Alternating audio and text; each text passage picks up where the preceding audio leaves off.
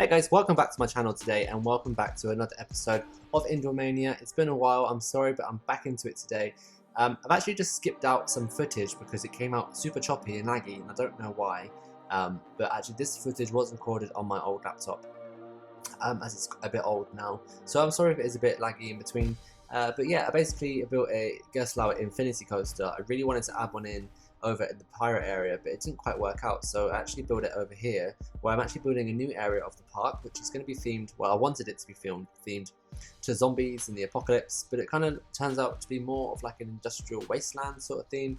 You'll see it as it develops, how it kind of comes along. But I wanted this coaster to be this big green kind of twisted track of, you know, mess, and so I did this kind of infinity coaster inspired by Hang Time at Knott's Berry Farm. And I quite like it. I think it's quite cool. But yeah, again, I haven't really been able to show you the build of that because it is super choppy and laggy. So there's going to be this transition here through the wall from the space area into this new area, which I've put at the back here. I wanted to add another indoor area because I felt like the outdoor area of the park was becoming a bit larger than the indoor area, and I wanted this to be mainly an indoor park. So I've just placed the top spin down there. I'll come back and theme that just in a second. But before I do so, I just wanted to quickly add in some custom supports here. I'm just going to do the lift hill today, but off camera I'm going to do the rest of the whole ride because I don't want to, you guys to be bored watching custom supporting. It's really tedious to watch, also to do as well.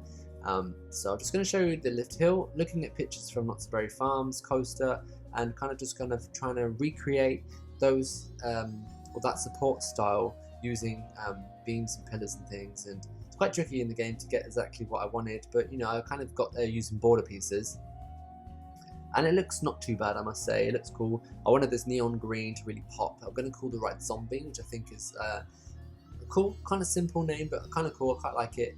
And I'm going to have it, in like this. I got like this crashed plane idea that I want as a station, and kind of dress it up with like a toxic waste and have all this like dirt and debris and rocks and things. That's the idea I have anyway for the indoor bit, and then it's going to obviously climb outside the building and do this big twisted mess of track. So yeah, I kind of like the idea, so I'm going to go along with that a little bit more. I'll do that more and more in the next few episodes, but today mostly this episode is about the top spin, and I'm actually just going to go and decorate that up in a second and do some theming and really dress it up and make it look really special.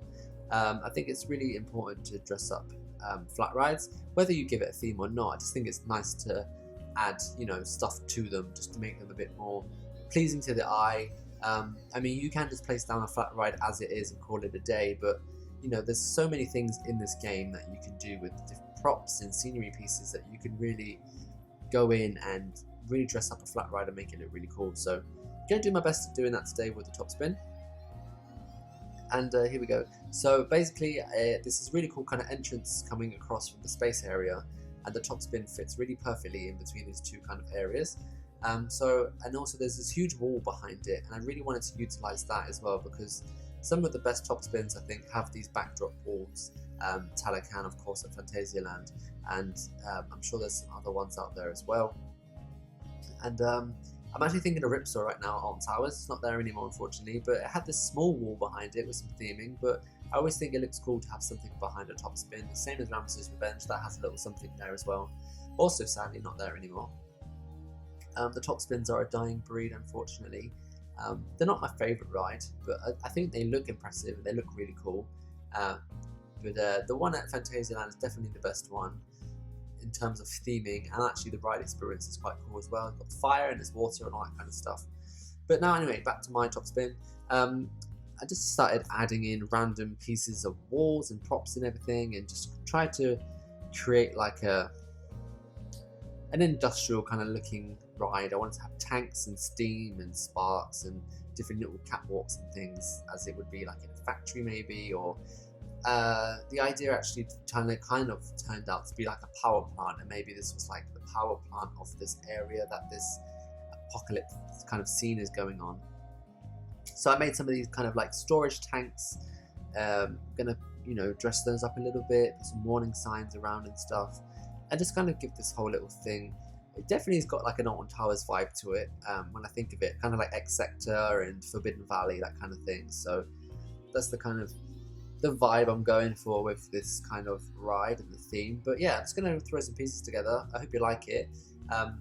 It definitely was like a trial and error thing for me. Like I always say, I didn't really know what I was doing. I was just placing pieces down and seeing what looked best, and it kind of turned out to be really cool, like in my opinion.